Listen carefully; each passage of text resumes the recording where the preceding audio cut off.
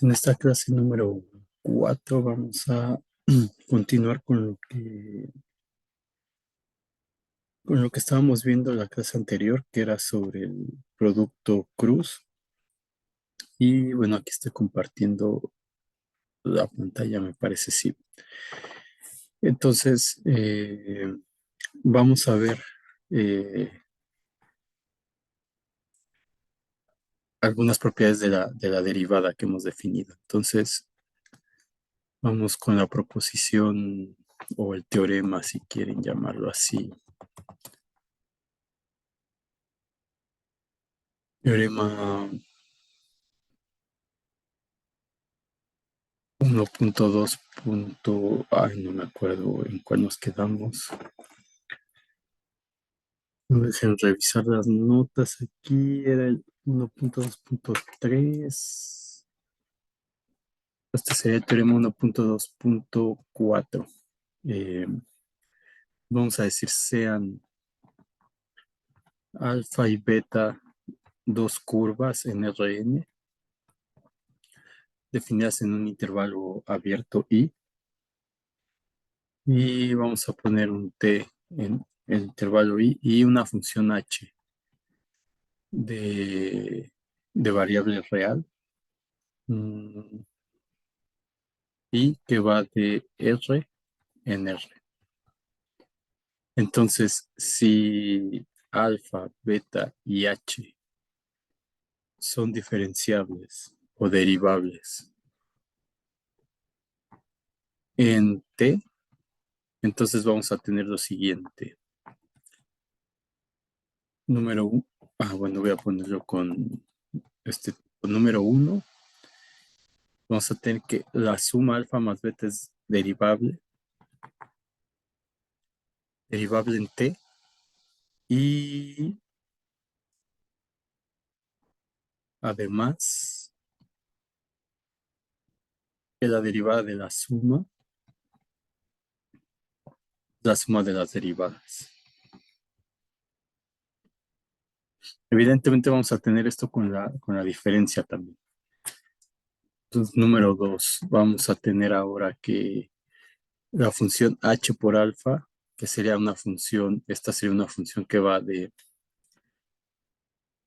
eh, igual de R en R n. Esta es derivable en t, y mm,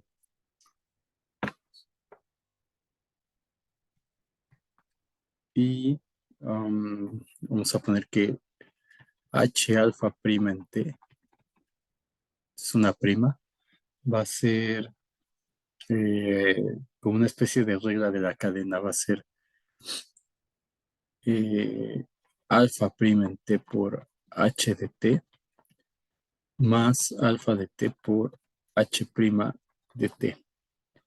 Y en el caso particular de que si h es la constante c, la función constante, entonces vamos a tener que c por alfa prima de t, pues va a ser simplemente c por alfa prima de t. Y la parte t va a ser respecto al producto interno que definimos, o el producto punto que definimos la clase anterior. Entonces, si tenemos alfa y beta, el producto punto alfa punto beta va a ser una función de R en R. Entonces va a ser una función que es derivable en t, y además alfa punto beta prima en t va a ser alfa prima en t punto beta de t más alfa en t punto beta prima de t. Y ahora, por último, si tenemos una función, o sea, si n es igual a 3, entonces lo que vamos a tener es que el producto cruz de alfa con beta es derivable en t, y alfa cruz beta prima en T va a ser alfa prima en T cruz beta en T más E alfa en T cruz beta prima de T. Entonces vamos a demostrar estas propiedades que tenemos aquí. Entonces, demostración. Número 1. Entonces, según lo que teníamos, o sea, vamos a recordar aquí la definición, me parece que fue la segunda, esto no recuerdo muy bien, pero lo checan, que sea la numeración correcta. Y lo que dice es que alfa es diferenciable o derivable. Sí, solo sí, sus funciones coordenadas son derivables. Entonces, sus funciones coordenadas como funciones de R en R son diferenciables o derivables. Entonces, según esta definición, ¿qué tenemos ahora? Tenemos que alfa lo podemos ver como sus funciones coordenadas alfa 1 hasta alfa n y beta como sus funciones coordenadas beta 1 hasta beta n. Entonces, la función suma sería coordenada alfa 1 más beta 1 y luego alfa n más beta n. Entonces, como alfa es diferenciable, eso implica que alfa i es diferenciable para toda i desde 1 hasta n. Y como beta es diferenciable también, eso implica que beta i, cada componente o sus funciones coordenadas son diferenciables para todo i desde 1 hasta n en el sentido real. Entonces, como estas son funciones reales, entonces como alfa i y beta i son funciones que van de R en R, entonces sabemos que alfa i más beta i como función de R en R es diferenciable por cálculo 1 para toda i desde 1 hasta n. Entonces, si esas son diferenciables, son las componentes de la suma. Entonces, eso implica por la definición 1.2.2 que alfa más beta es diferenciable en T que pertenece a I. Muy bien, y ahora lo que hay que ver es que efectivamente es la suma. Entonces, tenemos que alfa más beta en T es alfa 1, bueno, alfa 1 de T hasta alfa n de T más beta 1 de T hasta beta n de T. Pues esto por definición de suma es coordenada alfa 1 de T más beta 1 de T y esto hasta alfa n de T más beta n de T. Muy bien, entonces la derivada con respecto de T de la suma pues es la derivada de cada una de las componentes según lo que habíamos definido antes. Entonces la derivada con respecto de T de alfa 1 de T más beta 1 de T y la derivada con respecto de T de alfa n de T más beta n de T.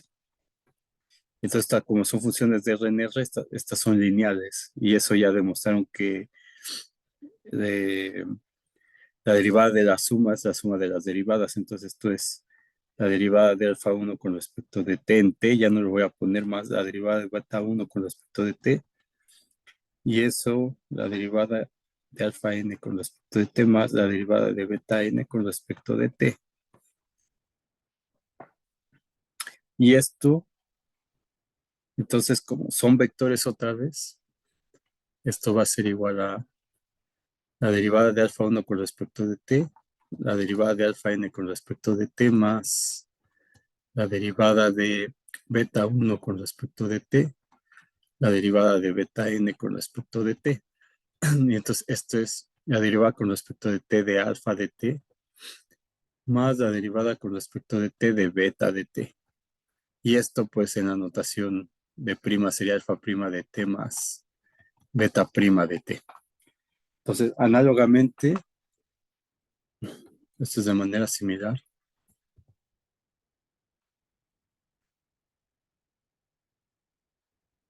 Se demuestra la parte 2. Entonces, ese ya no lo voy a hacer. Si quieren, inténtenlo. Y si tienen alguna duda, le pueden preguntar al ayudante. Más iba a decir, perdón, iba a decir algo aquí, pero mm, sí, le pueden preguntar a Alicia cualquier cosa aquí. Entonces, el número 3 es respecto al producto interno. Entonces, ¿se acuerdan que alfa punto beta de t se definía como alfa 1 de t, alfa n de t, punto con beta 1 de t hasta beta n de t? Entonces, según el producto interno euclidiano, esto es alfa 1 punto beta 1. Ya voy a quitar la t, pero sabemos que está aquí. Y voy a poner así como la suma desde igual a 1 hasta n de alfa 1 de t por beta i, perdón, beta i de t, desde 1 hasta n, por definición de producto interno. Entonces, esta cosa de aquí ya son funciones de R en R. Estas, entonces, alfa de i, beta de i, son funciones de R en R. Entonces, eso ahí vale la regla del producto, que abra suma, saque el producto por, por un escalar, etcétera. Entonces, si sacamos la derivada de esto sería, bueno, y evidentemente como alfa y beta son diferenciables, por la definición 1.2.2, las alfa i y beta i son diferenciables también, para todo i desde 1 hasta n. Entonces, si son diferenciables, entonces cada uno de estos es diferenciable. Entonces, el producto alfa i por beta i es diferenciable para toda i desde 1 hasta n. Esto es por cálculo 1, porque estas son funciones de R en R, estas de aquí. Entonces, el producto es diferenciable también. Y eh, entonces, como esas son las componentes del producto interno, eso implica que alfa punto beta de t es diferenciable también para todo t que pertenece ahí. Ahora, calculamos la derivada. Sería la derivada con respecto de t de alfa punto beta de t, pues va a ser la derivada con respecto de t de la suma desde igual a 1 hasta n de alfa i de t, beta i de t. Entonces, esta derivada entra en la suma, no hay ningún problema, porque es como que esto se extiende. O sea, esto de aquí sería alfa 1, beta 1, más alfa 2, beta 2, más alfa n, beta n. Esto sería la derivada con respecto de t de esta suma. Entonces, esta d entra aquí. Entonces va a ser la derivada con respecto de t de alfa 1, beta 1, más la derivada con respecto de t de alfa n, beta n. Entonces, justamente eso hace que esta d entre en la suma de aquí. Entonces, esto va a ser igual a la suma desde igual a 1 hasta n de la derivada con respecto de t de alfa i de t por beta i de t. Y esto, como es funciones de R en R, vale la regla del producto, porque son funciones de R en R. Entonces, esto va a ser la suma desde igual a 1 hasta n de alfa i de t por la derivada de beta i con respecto de t, más la derivada de alfa i de t con respecto de t por beta i de t. Y eso justamente va a ser igual a la suma desde igual a 1 hasta n de alfa i. Bueno, es lo que ya tenemos, ¿no? Entonces, de alfa i voy a separarlo. De alfa i,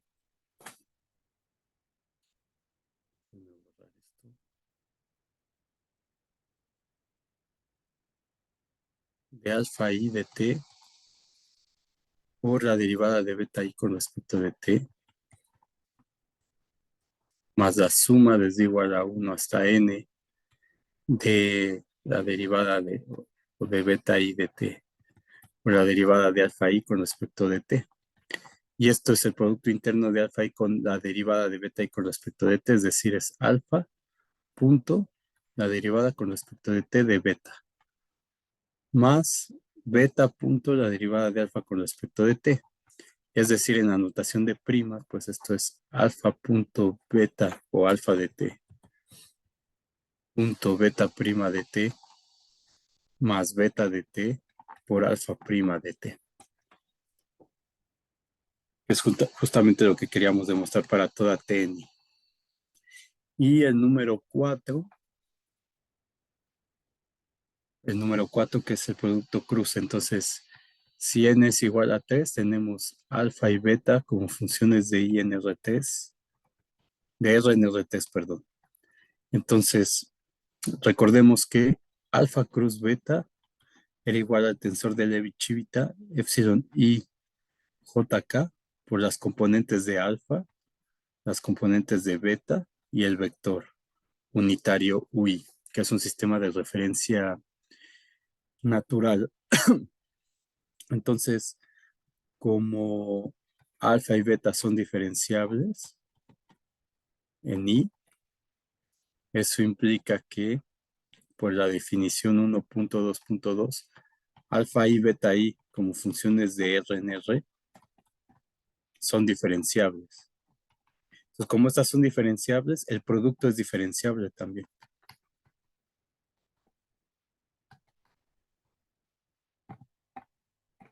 Es diferenciable también, por la misma, por la definición, porque son funciones de R en R.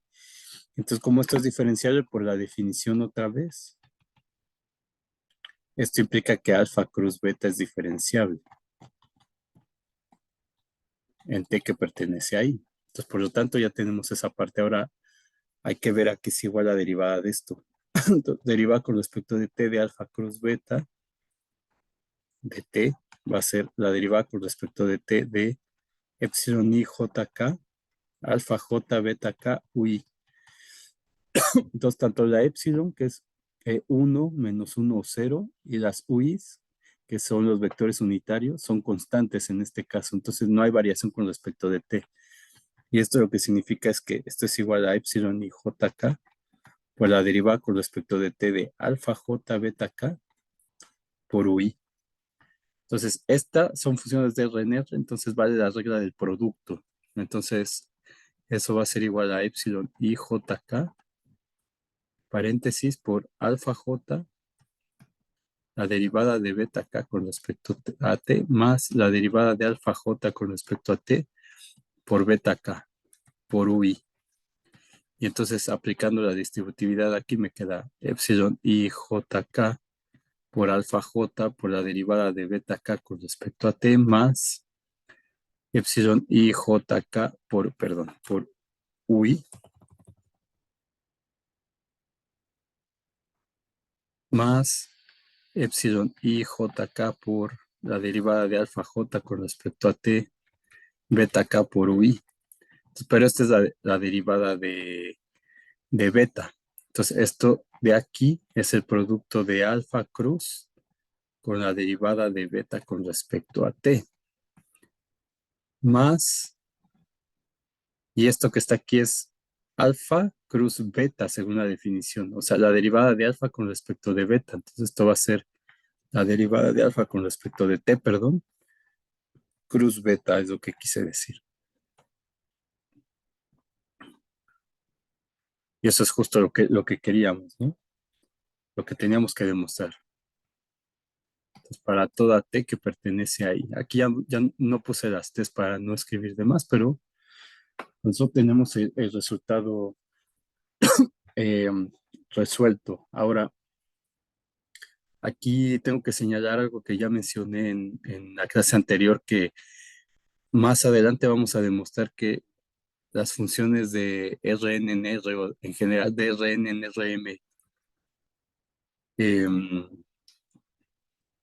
son diferenciables mediante sucesiones, usando los límites, sin necesidad de recurrir a las funciones coordenadas. Pero bueno, nosotros definimos que una función era diferenciable, sí, solo si sus funciones coordenadas lo son, pero más adelante con lo que veamos no es necesario definir eso así y se puede hacer la demostración utilizando simplemente la definición por sucesiones que vamos a ver más adelante, pero en cualquier caso es correcto y no quiero perder tiempo en algo que no va a servir o no va a ayudar gran cosa en el entendimiento de estas cosas. Entonces, considero que esa definición es la mejor y se puede demostrar que es equivalente con la otra. Mm, Ahora, lo que vamos a hacer va a ser demostrar una regla de la cadena para la composición de funciones por la derecha, por así decirlo. O sea, vamos a tener una función alfa que va de R en Rn y una función h que va de R en R. Entonces, al decir componer por la derecha, quiere decir que vamos a tomar la función alfa compuesta con h. Entonces, esto, no, perdón, al revés, de h compuesta con alfa. Entonces, esto va a ser una función que va a ir de R en R. R en Rn también. Porque si hacemos la otra composición, o sea, podemos hacer con funciones de Rn en R, por ejemplo, y tener funciones que van de R en R, pero eso lo vamos a ver más adelante. Entonces, es lo que va a decir el siguiente teorema. Entonces, teorema 1.2.5, vamos a decir que si beta es una reparametrización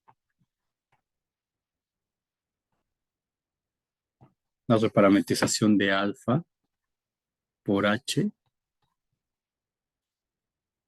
entonces, según la definición de parametrización que dimos, entonces la derivada de la reparametrización va a ser la derivada de h con respecto a s por alfa prima evaluado en h de s. Entonces, si recuerdan, la definición de esto era, teníamos estas dos curvas, déjenme ponerla acá. Entonces teníamos I aquí, luego tenemos la parametrización alfa, ¿se acuerdan? Luego aquí teníamos la J, esta era la función H, y entonces de aquí a acá teníamos la composición eh, alfa compuesta con H.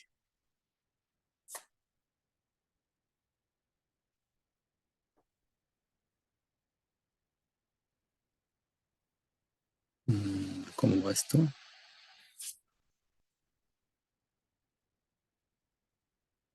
Y entonces acá, ¿qué hice?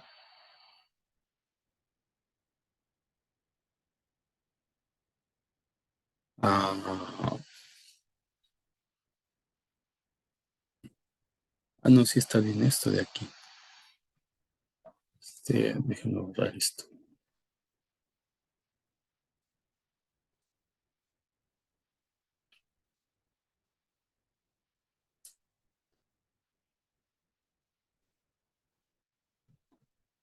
Entonces, y aquí teníamos esto que era beta de S. Entonces, aquí tenemos el parámetro S y el parámetro T.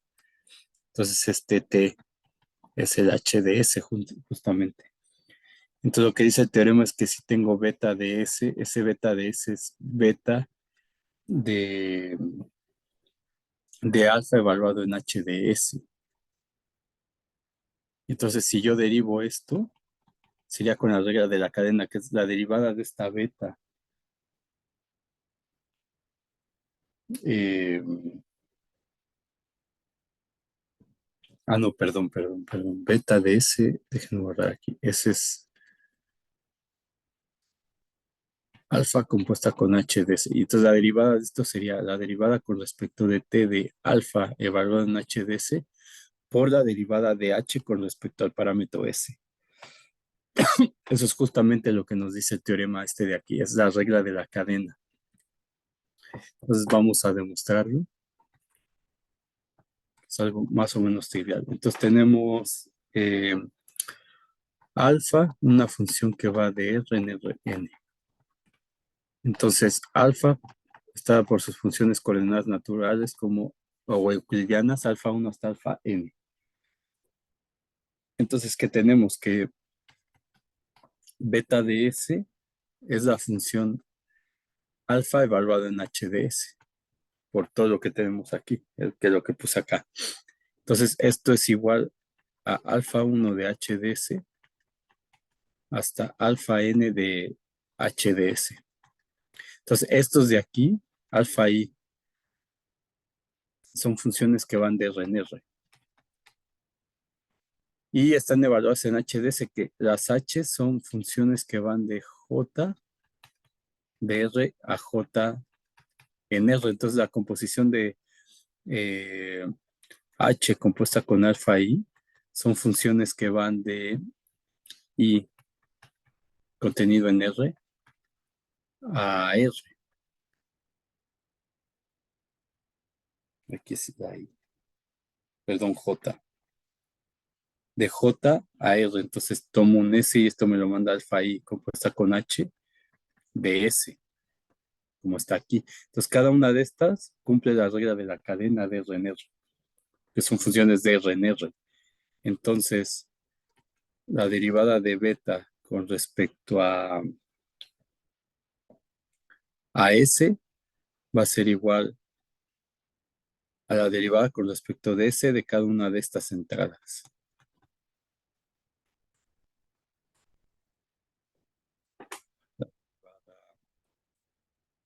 Alfa NH de S con respecto de S. Pero entonces esto, según lo que tenemos aquí, va a ser igual a la derivada de alfa 1 respecto de T por la derivada de H con respecto de S, según la regla de la cadena. Y eso para cada componente, entonces va a ser la derivada de alfa n con respecto de T por la derivada de H con respecto de S. Y esto justamente, este es un valor común, que es un escalar. Esta dh en ds es una función de R en R, ya que la H es una función de R en R. Entonces, esto por definición va a ser la derivada de H con respecto de S por este vector de aquí. Por supuesto, esta alfa que ya no estoy poniendo aquí está evaluada en H de S. Entonces, a ver, aquí no lo puse, pero digamos es HDS, HDS, y en cada uno de estos también HDS, HDS. Entonces, esto va a ser la H', lo voy a dejar así, DH en DS o H' de S se puede poner por este vector que es la derivada de alfa con respecto de T. Entonces es d alfa en dt, evaluado en HDS. Entonces, este se pone también como alfa prima en HDS, pero como HDS es T, o sea, justamente estas notaciones HDS es T. Entonces, esto lo que me dice es que estoy derivando el alfa con respecto a T.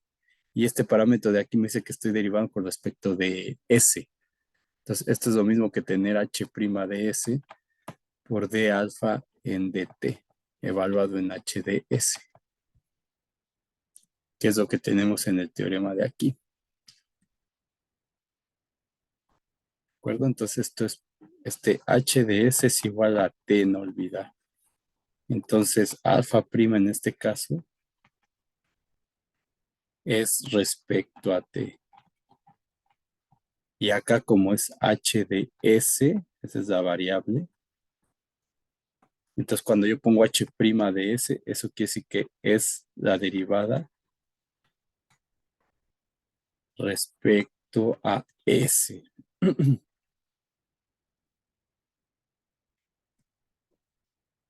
Pues aunque aquí está, de hecho, ¿dónde está? Aquí, con alfa prima, sí, que es lo que puse. Entonces, esto es lo mismo que dh en ds por alfa prima en hds. Entonces, esto es exactamente lo mismo. Ah, de hecho, aquí ya lo tenía. Todas estas tres notaciones son lo mismo. Entonces, con eso tenemos demostrada esa pequeña regla de la cadena. Entonces, eh,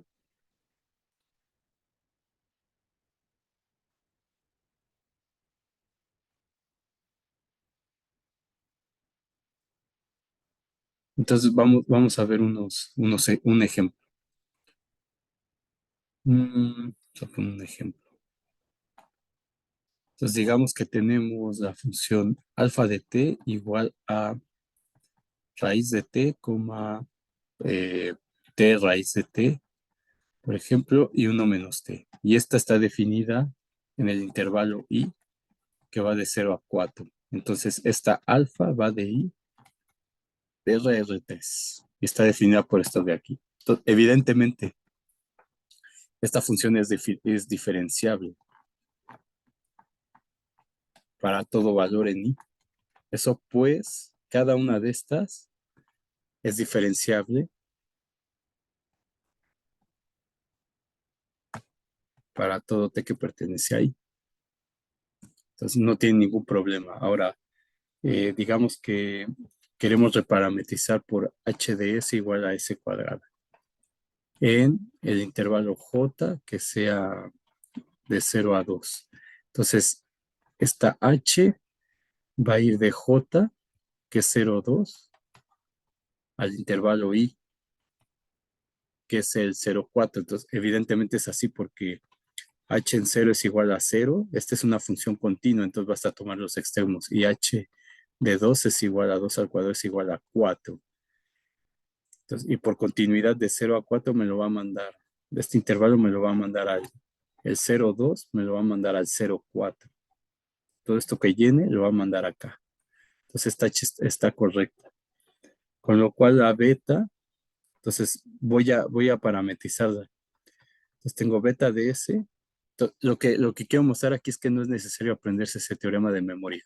Entonces la beta de S es la H compuesta con alfa evaluado en S. Entonces eso es alfa H de S. Y entonces lo que tengo que hacer es sustituir en la T que ve en la alfa la H de S, que es S cuadrada. Entonces me queda raíz de S cuadrada, S cuadrada, raíz de S cuadrada, 1 menos S cuadrada. Entonces aquí este sería valor absoluto de S cuadrada, valor absoluto de S, 1 menos S cuadrada. Pero la S es positiva, o sea, la S pertenece a J y son valores positivos, entonces ese valor absoluto es innecesario y esto es S, S cuadrada por S, 1 menos S cuadrada. Entonces esto es S cubo y 1 menos S cuadrada. Entonces la derivada de esto, la derivada de beta con respecto de S, o beta prima de S, que es lo mismo, sería derivar esto con respecto al parámetro S. Entonces la derivada de S es 1, la derivada de este es 3S cuadrada, y la derivada de este es menos 2S. Entonces esa sería la derivada. Ahora, no es necesario, lo que me dice este teorema es que no necesito hacer la composición. Entonces, este teorema lo que dice es que beta prima de S es igual a dH en ds por la derivada de alfa con respecto de t evaluado en h de s. Entonces, ¿qué tengo que hacer? Pues calcular dH en ds. Y h es s cuadrada. Entonces, la derivada de s cuadrada es 2s. Y la derivada de alfa con respecto a t. Entonces, la derivada de alfa con respecto a t, que es alfa prima de t, es derivar la alfa con respecto a t. Entonces, alfa es esto. La derivada de la raíz es 1 entre 2 raíz de t. Y luego este de aquí es t a la 1 medio por t. Y eso es t a la 3 medios. Entonces, derivada de t a la 3 medios es 3 medios. De t a la 3 medios menos 1, t a la 1 medio. ¿Cierto? Y luego tenemos la derivada de s con respecto de t es menos 1. Y luego dice, evalúa esa derivada en h de s. Entonces, alfa prima en h de s sería alfa prima en s cuadrado. Esto me queda 1 entre 2 raíz de s cuadrado, 3 medios de raíz de s menos 1. Entonces, esto me queda s cuadrado, perdón. Entonces, esto es 1 entre 2s, 3 medios de s, menos 1. Entonces, ahora eh, tengo que multiplicar por este. Entonces, me queda que beta prima de s es 2S por 1 entre 2S, 3S sobre 2, menos 1.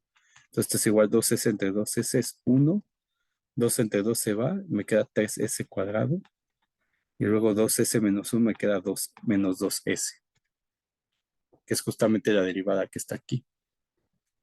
Entonces, este teorema lo que me dice es no necesitas reparametrizar, porque vamos a ver más adelante que el problema es esto de aquí. Entonces, esto lo que me da es una función que depende de S cuadrado.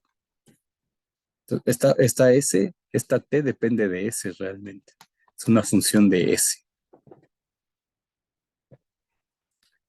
Muy bien. Entonces, no es necesario reparametrizar, solamente derivando la función H, derivando la función alfa y finalmente sustituyendo la H en la función alfa, podemos obtener esa derivada.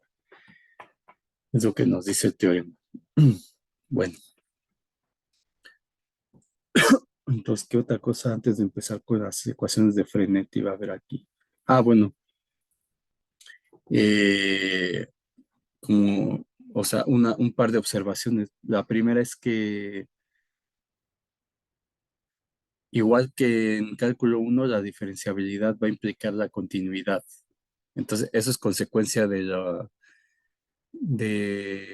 los teoremas de cálculo uno.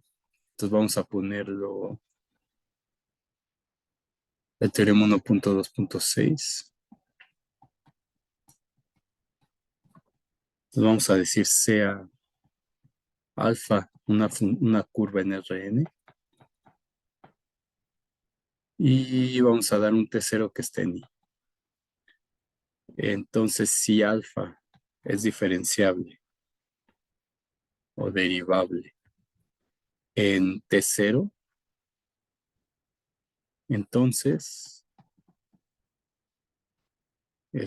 alfa es continua en T0 que pertenece a I.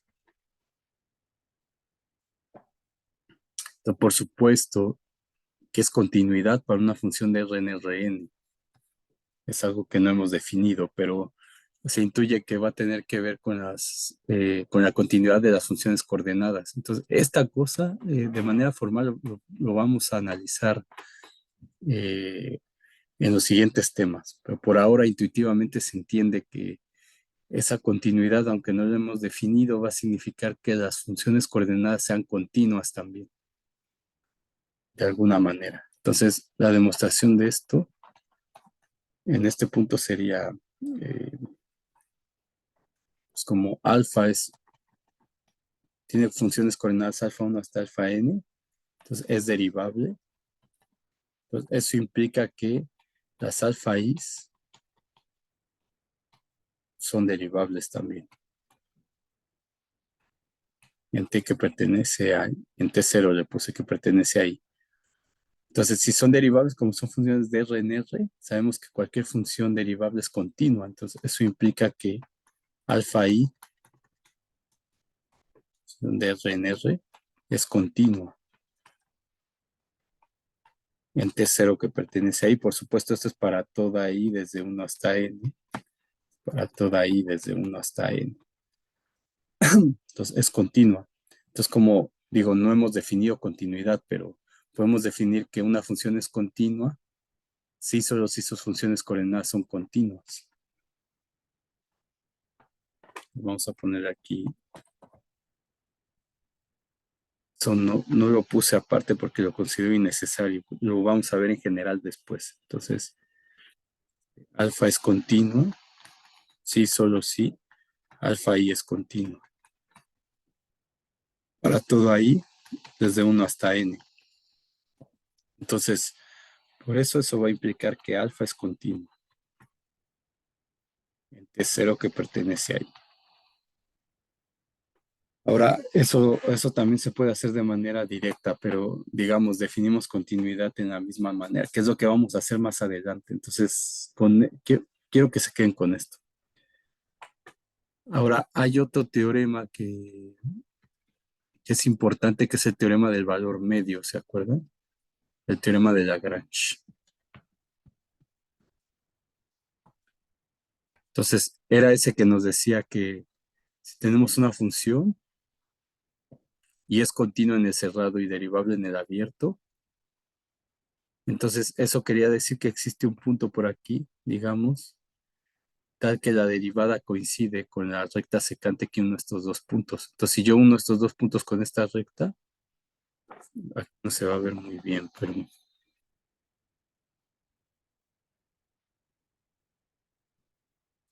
vamos a hacerlas un poco menos. Entonces, esto es A, esto es B. Entonces, lo que dice ese teorema es que yo puedo unir estos dos puntos con esta recta seca. Ahí tampoco se va a ver muy bien. Sacarlas así,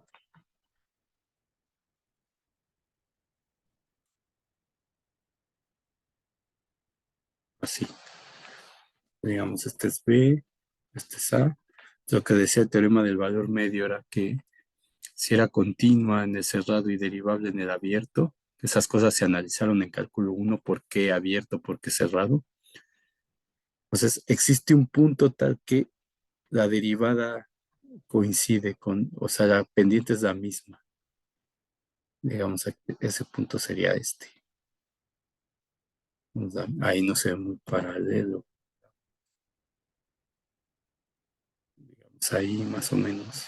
Entonces existe un punto aquí, ya que la derivada es esa. O sea, en términos matemáticos, lo que dice es que eh, si f es continua, lo voy a poner así, si f es continua en el intervalo AB y f es derivable en el intervalo abierto AB, entonces existe un punto xi en el intervalo AB tal que f' de xi es igual a f de b menos f de a sobre b menos a. Es decir, que f' es igual a la razón de cambio promedio de la función en el intervalo cerrado AB, o en otras palabras, lo que vemos aquí geométricamente, que la tangente a la gráfica en algún punto es paralela a la recta secante que pasa por el punto A, f de A y B, f de B, donde esta función, digamos, la función f, este es el punto A y el punto B. Entonces,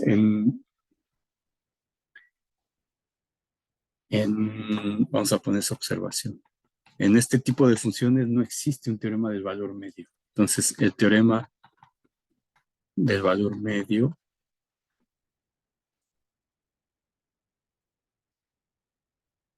no se puede generalizar a funciones de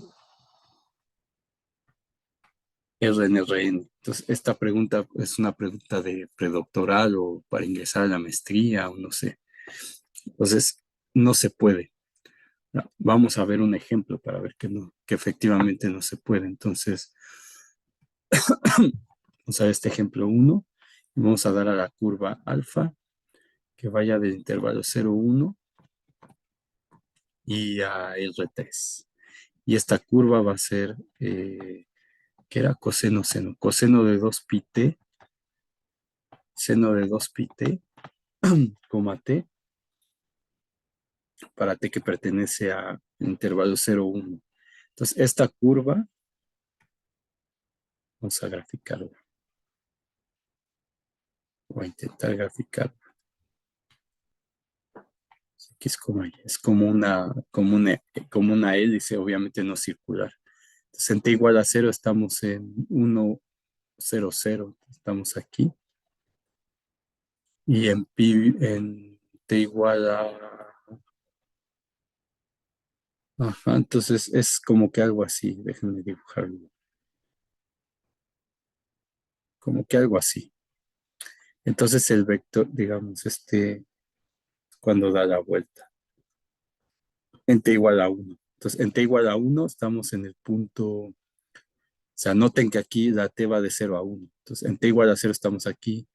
En t igual a un medio, por ejemplo, estamos en coseno de pi, seno de pi como un medio. Entonces, coseno de pi es -1, seno de pi es 0. Entonces, -1, 0, un medio. -1, 0, un medio. Y estamos por aquí. Entonces, la curva es algo así. Entonces, el vector, vamos a ver, según el teorema, lo que dice es que hay que calcular el vector alfa 1 menos alfa 0, según el teorema. Entonces, la f es derivable. Entonces, vamos a decir, estas funciones son derivables en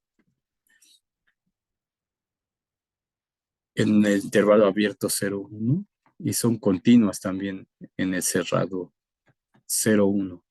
Entonces, alfa, este sería A y este sería B. Entonces, alfa de B menos alfa de A, digamos, tratando de encontrar como el análogo, que sería lo mismo, pero poniéndole línea de vector que no se la pongo porque implícitamente ya estamos viendo que esa alfa es una función vectorial de variable real, es decir, me da un vector. Entonces, esto a veces lo ponen así con flechitas, pero yo no lo pongo, yo no lo suelo poner así. Entonces, alfa de 1 menos alfa de 0 sería alfa en 1, o sea, coseno de 2pi, 1.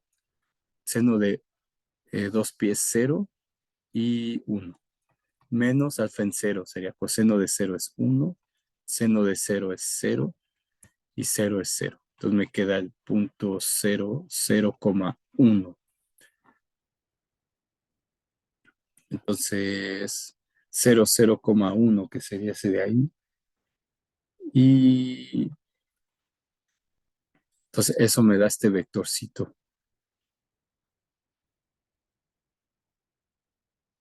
de aquí. Entonces lo que vemos es que no existe, porque el teorema del valor medio lo que me dice es que eso tiene que ser igual a b menos a, o sea, a1 menos alfa en 0 tiene que ser igual a b menos a, que es b es 1, entonces 1 menos 0 por la derivada alfa prima en un xi. Entonces alfa prima es menos 2pi seno de 2pi t, 2pi coseno de 2pi t, y la derivada de t es 1. Entonces esto sería igual a alfa prima en xi, y esto sería 2 menos 2pi seno de 2pi xi, 2pi coseno de 2pi xi, 1. Y esto tiene que ser igual a alfa de 1 menos alfa de 0, y eso es este vector de aquí que es 0, 0, 1. Pues aquí estos dos coinciden, ¿ven? Pero ahora tenemos que hacer simultáneamente 0, seno y coseno, y eso no se puede. Entonces, ¿por qué? Porque sabemos que seno cuadrado de 2pi t más coseno cuadrado de 2pi t tiene que ser igual a 1. Entonces, si el seno de 2pi t o 2pi x es igual a 0, entonces eso implica que el coseno de 2pi x debe ser distinto de 0. Entonces no existe x en el intervalo 0, 1 tal que el seno de 2pi x sea igual al coseno de 2pi x, pero que ambos sean iguales a 0. Entonces no se puede, entonces no cumple el teorema del valor intermedio, ¿ven? Aunque la función es continua en el cerrado y derivable en el abierto, eso implica que no existe un x en el 0, 1 tal que hay un vector tangente a la curva que sea paralelo a este, y no lo hay. Entonces todos los vectores tangentes van así, geométricamente se ve, no hay ninguno que vaya hacia arriba como lo muestra esto de aquí. Entonces no se puede generalizar, sin embargo, hay una forma de hacerlo, y eso lo van a ver en la ayudantía con Alicia. Voy a poner esto aquí. Vamos a decir sea alfa, una función, o sea, una pareja FG, una función alfa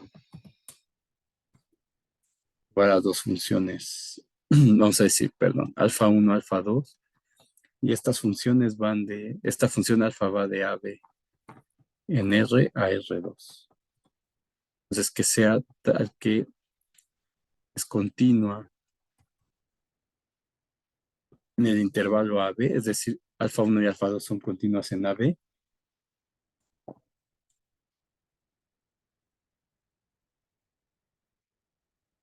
y alfa I es derivable en AB. Eso quiere decir que la alfa es derivable en AB.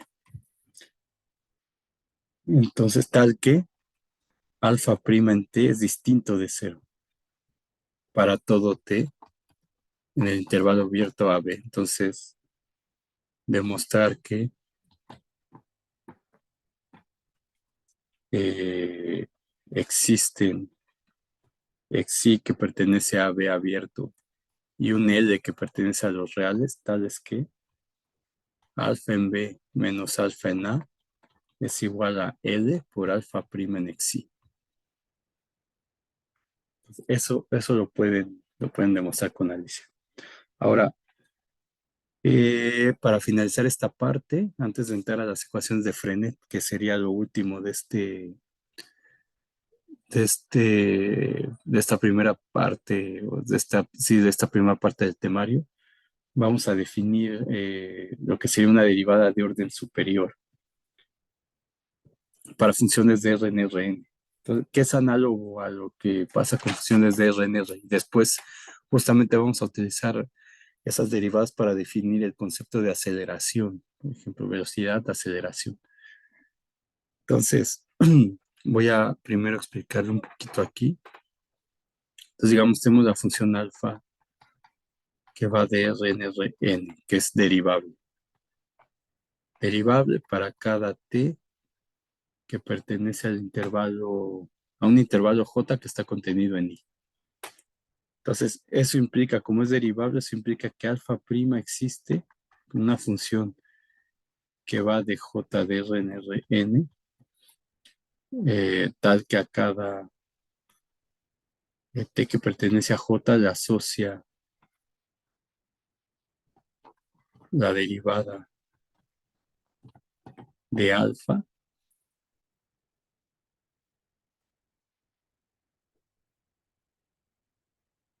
Mm, no había apagado la cámara. Bueno, da igual.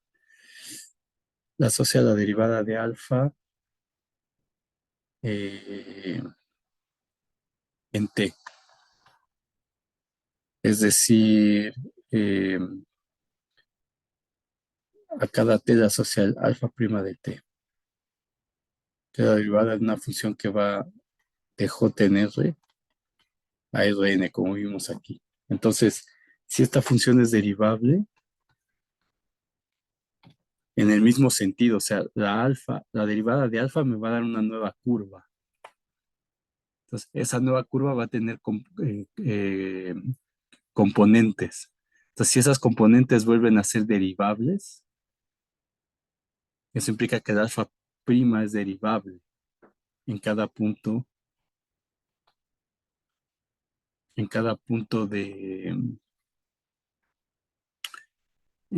¿cómo se llama esto? En cada punto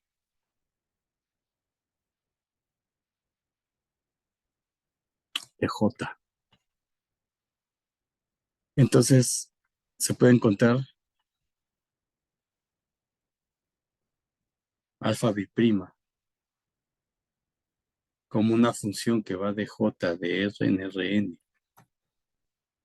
Entonces, esa alfa biprima de t justamente va a ser la derivada de la derivada, y eso va a ser el límite cuando delta t tiende a cero de alfa prima en t más delta t menos alfa prima en t sobre delta t.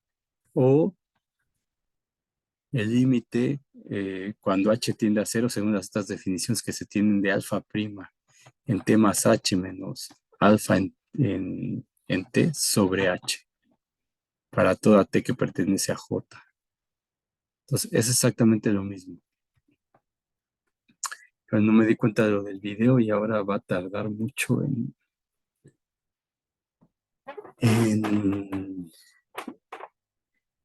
en subirse y en subirse a la nube y luego descargarse y luego subirlo a YouTube. Entonces, a lo mejor lo subo un poco tarde, pero bueno. Mm, ok, entonces, o sea, lo que quiero decir es, nosotros tenemos alfa igual a alfa uno, en pocas palabras, hasta alfa n. Entonces, si alfa es derivable, eso implica que alfa i es derivable para todo i desde uno hasta n. Entonces, si es derivable, eso quiere decir que existen las alfa primas. Alfa 1 prima hasta alfa n prima de las componentes. Y entonces, si alfa i prima es derivable también para todo i desde uno hasta n, entonces eso implica que existe alfa i prima de esa prima, que sería la derivada de alfa i con respecto de t, la segunda derivada. Entonces, si eso existe para cada componente, eso quiere decir que el alfa prima, que es alfa, perdón, aquí alfa 1 prima, es alfa prima, es derivable. Y entonces la derivada se puede escribir como esta forma de aquí. Entonces, eso es lo que voy a definir ahora. Sería la definición 1.2.12. Vamos a decir sean alfa, una curva en Rn derivable para cada t que pertenece a j contenido en i. Y vamos a decir m, bueno, n es el que está ahí, y n que pertenece a los naturales. Entonces, si alfa uno de t, que sería no la uno componente, sino la prima, voy a ponerla así porque voy a definir hasta la enésima derivada, entonces f prima, o sea, alfa prima la voy a poner como alfa 1 y alfa biprima como alfa 2, alfa 3 prima como alfa 3, pues no confundir con las componentes de la alfa, que no las voy a poner ahora. Y alfa eh, n de t está definida y es derivable para cada t que pertenece ahí. Entonces definimos inductivamente la n más 1 derivada de alfa en t, definida como alfa n más 1, no componente, sino la enésima más 1 derivada de t va a ser igual a alfa n prima de t, y eso va a ser el límite cuando delta t tiende a 0 de alfa n de t más delta t menos alfa n de t sobre delta t para toda t que pertenece a j, o equivalentemente que sea el límite cuando h tiende a 0 de alfa n de t más h, que es la misma delta t que tengo aquí, menos alfa n de t sobre h. Entonces, en esencia es lo mismo, pero lo pueden ver así en algún otro libro y les puede confundir, pero es exactamente lo mismo. Y entonces con eso tenemos las derivadas de orden superior. Entonces podemos tener la segunda derivada, que sería alfa 2 a la de t, la tercera derivada, etcétera. Entonces con esto ya estamos listos para empezar con las ecuaciones de Frenet en la siguiente clase. Sí. Entonces mañana probablemente tenga que grabar igual y subirlo porque no me da, con la hora que tengo aquí, no me da el tiempo para conectarme en el momento que sean las 6 de la tarde allá. Entonces yo espero que por lo menos el miércoles de ustedes yo pueda conectarme, pero les aviso. Entonces déjenme terminar de... No, aquí. Ahí está. Y vamos a acabar con esto.